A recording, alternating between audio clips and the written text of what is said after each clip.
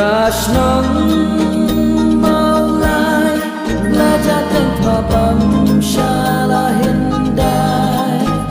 Hapne jongka Artum tum kiri kosnoba Kabir tinan baterhai Kaminner kilalong kadisno sarong Hapang sepni menabati sindang habisi Kishi para kadung ngobat kadeng relah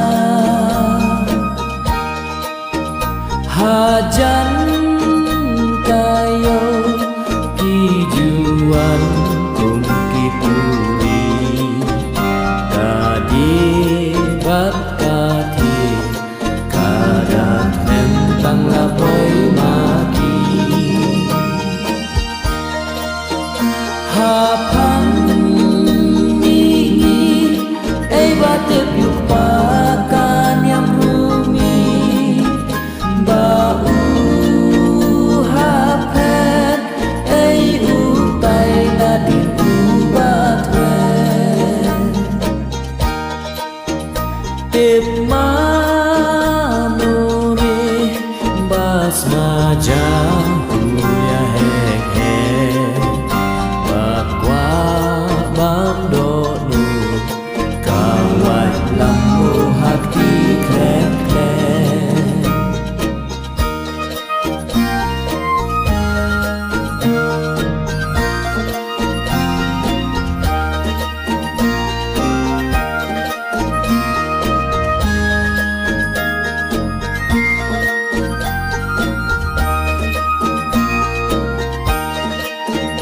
Kung sud penjang utapat terkiu seprendang Umajen row baju patrot miat hati bro Kung kalong kaktit terkut kaktit sud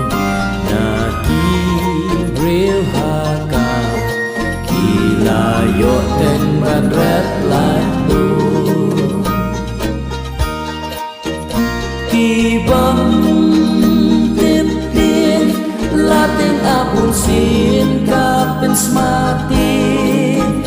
Day kilong kni babun kam hatatung mau beri Badai